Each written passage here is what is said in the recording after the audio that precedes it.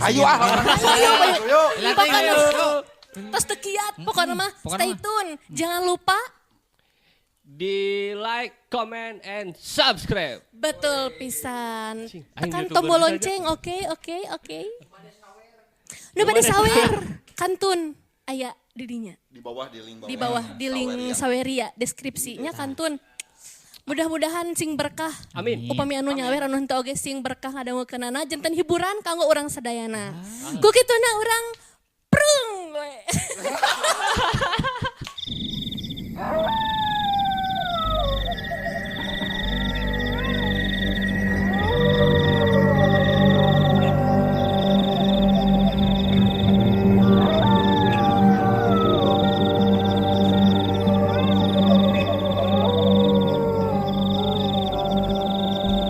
Mitra kaum dangu geus lila leuwih ronggeng teh aya cayan deui jeung geus lila pisan tina kajadian dedeh oge uju nu kungsi jadi korban di eta leuwih teuing sabaraha puluh tahun kahareupna harita teh hawa nyecep geus nyocoan kana kulit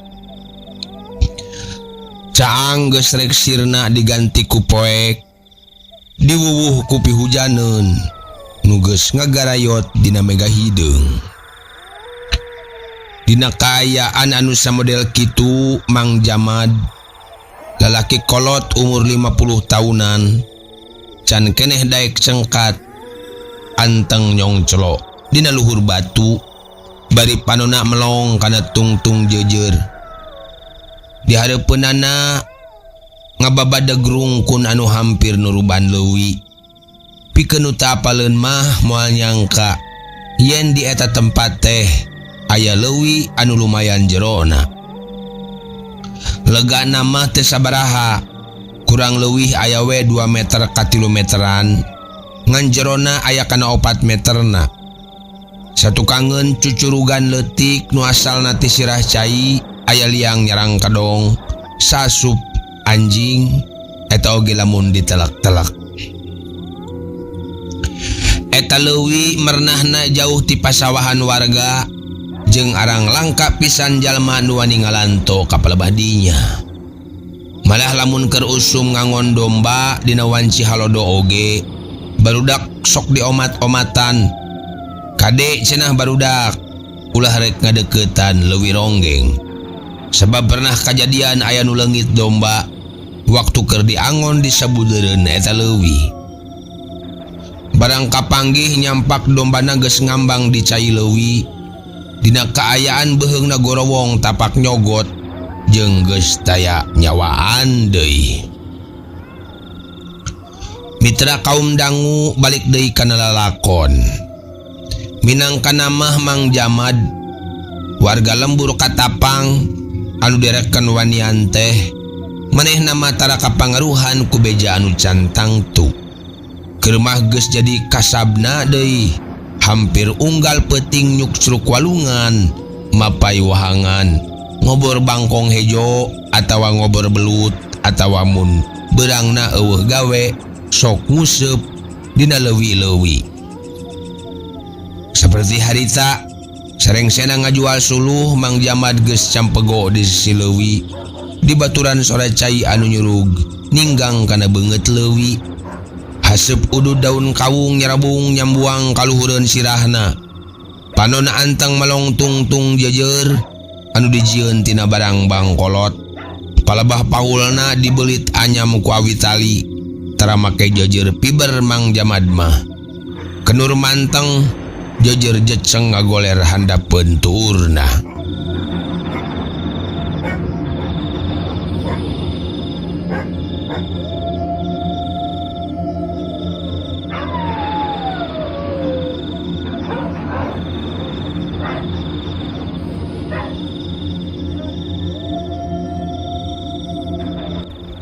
mitra kaum dangu hawa beuki beda kaayaan alam beuki poek maju kaburit barang Mang Jamad keur anteng ngararasakeun haseup daun kawungna nyod tungtung jejerna utek utekan.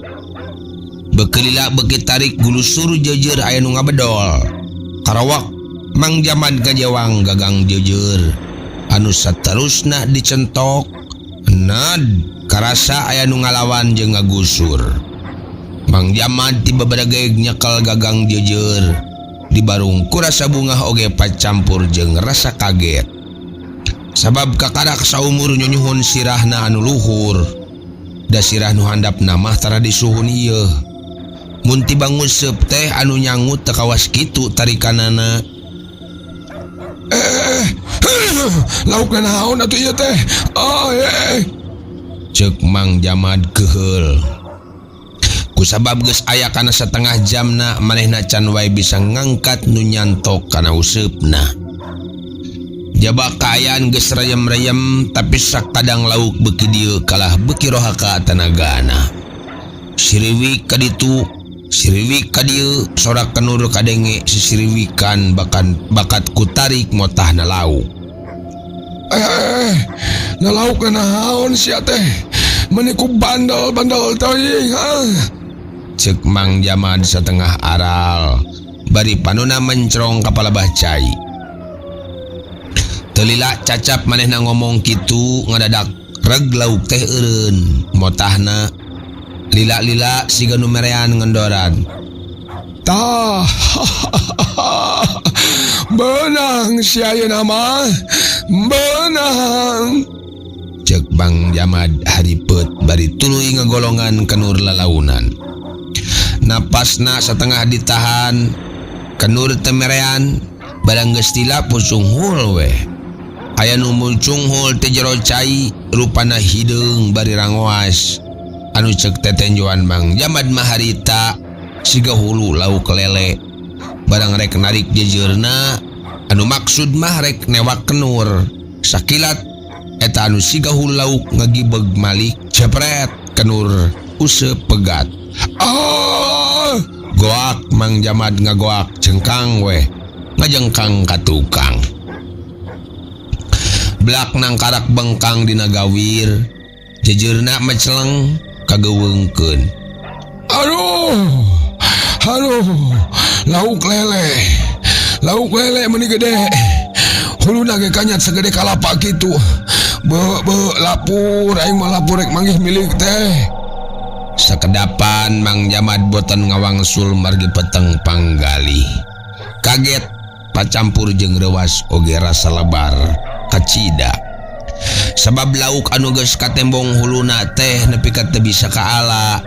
Padahal kenur useup teh kawilang badagna. Lauk naon atuh eta teh? Moal kitu lauk jurig mah. Mang Jamad suaban bari renghap ranjug kituna teh. Mitra kaum dangu kusabab kaayaan geus poek wanci geus liwat magrib. Katambah Mang Jamad teu mawa serep useupna. Eleh deet manehna hanjat ti leuwih ronggeng. Mingprid balik bari mawa kahanjelu anu pohara. Aing mah eta lauk lele. Meuni sagede kitu, jigana awakna ge sagede orok, dahuluna ge meuni sagede kalapa. Jika hulu jelema, lamun dijual teh mana teh 500.000 na. Tungguan sia. Aing mah moal nyarah isu kapage itu geus sia bakal beunang ku aing. Ceuk Mang Jamad bari ngareret ka palebah leuwih ronggeng anu geus teu katenjo alatan poek anu kacida. Merdong. Kusabab panon poek geus ditembong deui gulimengna. Asa gancang pisan nyerorotna moncor ka sela-sela magrib teh. Ngan kari sinar layungna tinggalkeun keneh saeutik. Ngencelong koneng ting arudat luhureun langit anu geuneuk. Awor jeung reuk-reuk naburit ditema ku sora anjing anu babaung.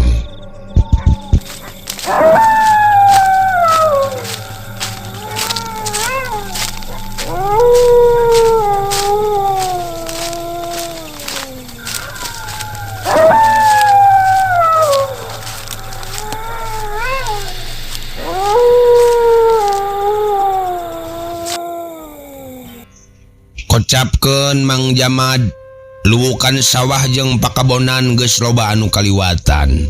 Bulat belit nyorang pengkolan anu mun dihitung aya we meureun kana sababaraha mah lobana.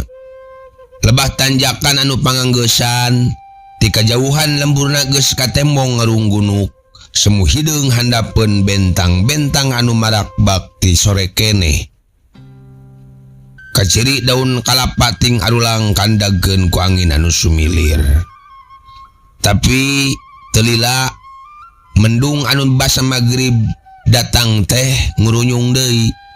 Langit jadi ceudem deui. Tangkal kalapa ti kajauhan lir anu gugupay nitah buru-buru nepi ka imah bisi manehna kahujanan.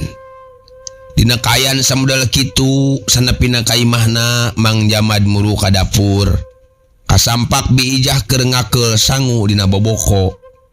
Anakna anu bungsu keur anteng nyosong-song tina awi. "Mana laukna Akang?" cek biijah bari ngadaret ka salakina anu karek hol. Lauk-lauk naon lauk? Nyaeta suwe, teu kapuluk kanurna kalah pegat.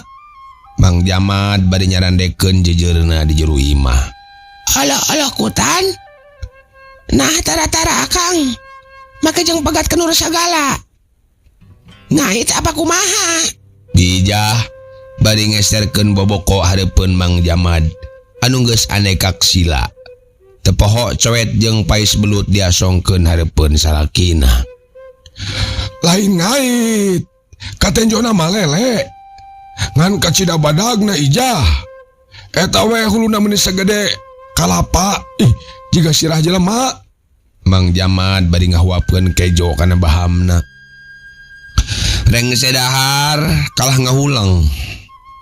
Anu biasa nama jam sakitu teh sok geus tatan-tatan rek ngobor bangkong atawa belut. Tapi harita kalah ngajejentul weh. Pikiranana manteng kaleuwi ronggeng. Ingetanana muser kana pucung hulna lauk anu ceuk panempo manehna mah lele anu badag. Angin peuting ngahiliwir nebak kana dangdaunan pating keresek pating korosak. Nyiahkeun daun eurih di gigir imahna. Sora jangkrik jeung cari cangkas pating tembalan jeung balabaturna milu maturan kaayaan peuting harita anu geus asup wanci sareureuk budak. Tila ti harita mah teu kadenge sora nanaon deui ngan hawar-hawar kadenge sora toke di luhur tangkal alpukat. Hawa tiis nyulusup kana celah-celah bilik. Dina kayan samudal kitu jerut Mang Jamad turun tina golodog imahna. Dadaku ka biijah mah rek kasih kabul rek menta useup sabab cadangan useupna geus beak. Mang Jamad lempang teh dipirig ku sora jangkrik, dipapageun ku sora angin peuting, dialokan ku sora londok di kebon ganyong. Bleg bleg bleg kadenge sora dampal sukuna basa ninggang kana taneuh. Sanepi ka imah sobatna kasampak si kabul keur ngarara kenur nyieun urek sabab anakna ngaeh wae hayang mangnyieunkeun urek. Brai panto dibuka lengo meh na ngalengo tuluy asup gek diuk. Urek keur saha Bul? Cek Mang Jamad bari gek diuk teh jauh ti si kabul. Kang Jamad, sugan teh saha? Ai mani reuwas. Ieu si Jalu ngaeh wae Kang. Can diturut mah moal jempe. Cek si kabul bari ngararet sakedeung ka Mang Jamad. Cik nginjem useup anu badag Bul. Kumaha Kang? Nginjem useup anu badag 2 siki mah. Pageto digantian mun geus meuli. Mang Jamad bari ngalinting daun kawung. Geus kitu nyut disunut sarebung haseupna mulak tina liang irungna. Pan kamari geus dibere nah geus minta deui Kang. Kabul nembal teh bari tonggoy ngarara kenur. Sanggeus rengse tuluy urekna dikaitkeun kana bilik imahna. Kojengkang kagowahna. Telila geus kaluar deui bari ngeupel useup. Dikait kana naon kitu? Asa hambur Kang Jamad mah. Song kabul ngasongkeun useup ka Kang Jamad. Sanggeus nampa useup tuluy dibungkus ku daun kawung. Ya Bul, Tadi waktu akang ngusep di leuwih ronggeng. Nah, eta mah disantok sekaligus ku lauk lele segede orok mah meureun. Dahuluna ge segede sirah jelema. Ah, nu bener Kang. Kabul meni olohok mata si meuteun. Awahing ku kaget. Aduh, kade Kang euy. Tong lalawora di leuwih ronggeng mah. Bisi cilaka. Tong kumaha wani ngusep di dinya. Kabul bari melong ka Mang Jamad. Ngadenge kitu, Mang Jamad kalah nyerengeh. Dina pikiran manehna mah sama sekali teu percaya kana beja soal angkerna leuwih ronggeng teh. Ya Bul, nu buguh mah eta teh leuwih loba laukna deuleu. Kudu dialaan, mubajir. Tembal Mang Jamad. Terila sanggeus obrol sakedeung, juru turun tina golodog imah Kabul. Anu saterusna ngagidig muru imahna. Jarak antara imahna ka imah Kabul teh aya we 100 meter mah. Ngan kahalangan kurungkun awi haur. Palebah jalan satapak nu mengkol kaleuwikeun.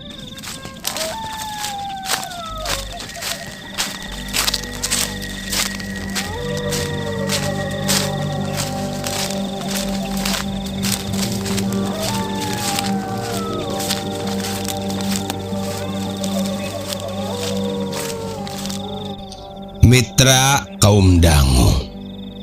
Sabot Mang Jamad jongjon lempang, anak gorobas teh aya nu ngagorobas palebah runggunukna awi haur pisan. Gebeg Mang Jamad ngagebeg. Cungungung sada anjing babaung ting ti palebah mana. Surana asa deukeut asa jauh. Alah, naon teh?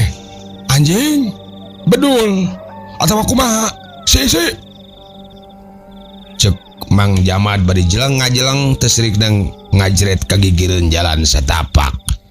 Awahing kurewas munasabah atuh sabab manehna keur anteng ngalamun. Mikiran lauk lele anu geus megatkeun kenur usupna teh. Ujug-ujug kageureuwahkeun ku sora anu ngagorobas model kitu. Naon eta? Jelema atawa sato sia jurig boa tong nyengsianan sia. Cek Mang Jamad bari ngajanteng. Tapi eueuh sorana naon deui pon kitu deui nu nembalan. Sajongjongan ngan ukur bisa lohok. Panon mencerong teu ngicep-ngicep ka palebah dapuran awi bari nitenan sabudereunana. Tapi lapur panonna teu bisa nenjo da naon, ukur ngabeleg-beg poek palebah dinya teh. Nah atuh keur kitu seor sora cai hujan anu kagusur ku gelebugna angin kasada nyeor. Sorana maksud temutan. Sorana seah kacida. Alah sia hujan. Lah hujanan atuh ieu mah. Cek Mang Jamad bari gagancangan balik ngajugjug ka imahna. Teka catur di jalanna. Sanepina ka imah Mang Jamad ucul-ucul pakaian anu jebreg ku cai hujan. Sanggeus rengse disalin dekul weh mehna nalian useup pamere ti Kabul teh. Oge teu poho mariksa jeujeur katut kenurna. Sabab isuk mehna gilig yen lauk di leuwih ronggeng teh kudu kala. Mitra kaum dangu, waktu di palebah dapuran awi haur teh, lamun mah Mang Jamad telik ulah ilikna, manehna baris nempo aya dua cahaya anu moncor merong ka dirina. Ngan kitu teh kusabab kapihelaan kurewas, jaba hujan deui. Mang Jamad teu bisa ngagunakeun panonna dipake nenjo kayaan dina palebah dapuran haur eta. Waktu Mang Jamad ngaleos eta sapasang mata anu buringas moncorong teh siga nu ngalayang. Tuluy norobos kanu poek. Trilapung hiber kaluhur belesat. Nyamperkeun imahna tuluy ngurilingan suhunan. Geus kitu seot ngetan les we ngilas teuing tuluy ka mana.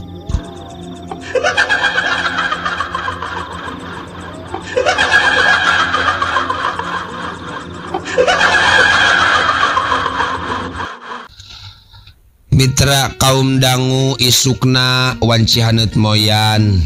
Panon poe moncorong ti tebeh wetan cahyana sumebar nyangan buana panca tengah.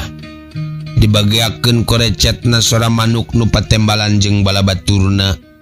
Cai ibun masih keneh katembong ngagerendang dina tungtung dang daunan pating carela katojo ku panon poe.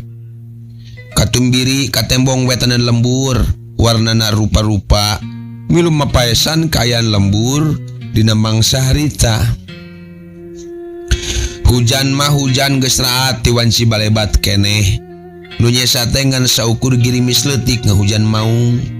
Nyesakeun cileungcang nu nguyumbang di pakarangan. Ditungtung lembur dina kaayaan anu samodel kitu Mang Jamad geus ngarakuh dina jalan satapak anu nanjak muru ka lamping gunung anu maksudna rek ngalasuluh keur jualeun. Geus jadi kasab saban poe lamun eueuh nu nitah macul atawa ngored bari tara poho barang ala keur eupan sabang saning ulam jengjing atawa cangkilung. Sok kitu we gawe teh. Mireungeuh kadaekna mah kaasup jalma getol. Lamun balik ngala jeung ngajual suluh teh teu tuluy cicing deui imah. Tapi kenceling deui indit nguseup. Peutingna kenceling deui indit ngobor. Nepi ka wanci janari eta teh anu hasilna lumayan sok dijual. Duitna keur kaperluan dapur kayaning meuli beas, lauk samara uyah jeung nuliana oge kaperluan budak jeung pamajikanana. Teu karasa nyarelekna waktu. Wanci liwat lohor, Mang Jamad keur ngengklak di jalan arah balikeun.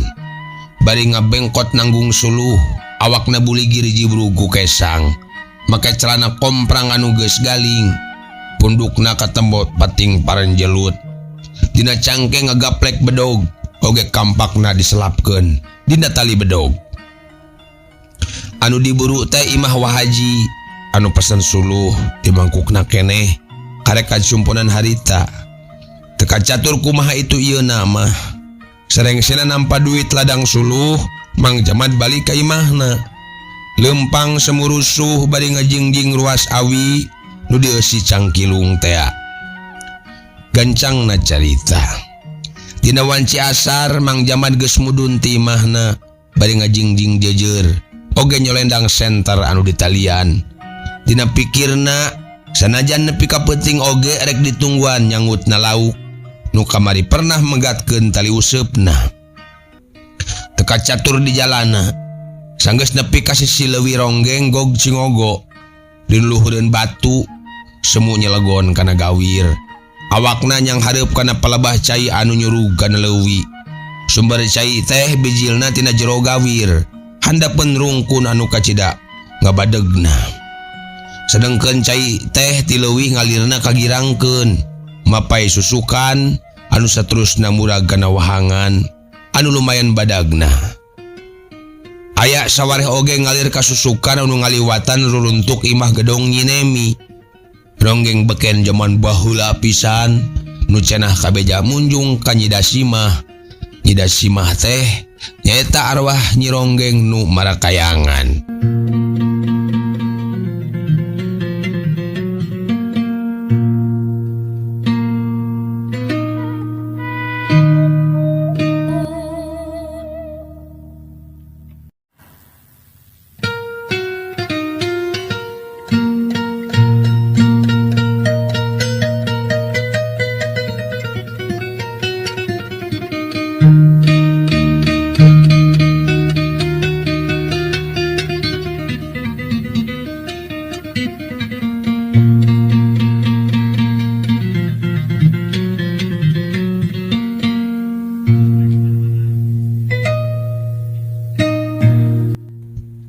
Mitra kaum dangu. Angin peuting ngahiliwir nebak kana dang-daunan. Pating keresek pating korosak nyahkeun daun eurih di gigir leuwih. Sora jangkrik jeung cari cangkas oge bangkong pating kangkang kongkong patembalan pating krak-krak krik-krik jeung balabaturna. Minumaturan kaayaan peuting harita. Dina kaayaan kitu geus aya kana sajamna Mang Jamad cinekul dina biwir leuwih. Nganoro kaya can aya hiji-hiji acan lauk anu ngakan kana eupana. Sedengkeun udud daun kawung mah geus beak aya kana genep lintingna. Aing mah kamana atuh lauk teh ya? Kuniang Mang Jamad cengkat anu maksudna teh rek kiih bari nonggongan jejeurna. Kecewer mehna kiih meuning ngagolontor awahing lila ditahan meureun. Sabot kitu goloprak aya suara nu ngagoloprak satukangeunana barang diraret sing horeng jejeurna aya nu ngagusur. Tah sia disanggut. Gilak Mang Jamad Malik leungeun nu keur nyekal calana oge sakilat ngajawang jejer jeung kerekan kenurna. Prosot we calana merosot ka handap bari mancerkeun cikih nu nyesa ngawor-wor kana palebah leuwih. Seot-seot kenur aya nu narik. Mang Jamad gancang narik jejeurna bari kenurna dikerek. Teu lila geus bisa diungkulan. Barang diangkat si horeng lauk bogo anu nyangutna teh. Rupana geus gereng, awahing ku geus kolot meureun bogo teh. Barang gep dicakal, tuluy direndengkeun jeung bobogaanana, belenyeh mehna ngabelenyeh tuluy seuri. Sarua gedena tah. Hurikna ge meuni mirip ka cida tah. Batur sia jalo. Ceuk Mang Jamad bari nakol-nakolkeun bogo kana bobogaanana. Geus kitu mah bogo teh ditiir ku tali tuluy dicangcang kana akar harendong piit nu nyampak sisi leuwih ronggeng.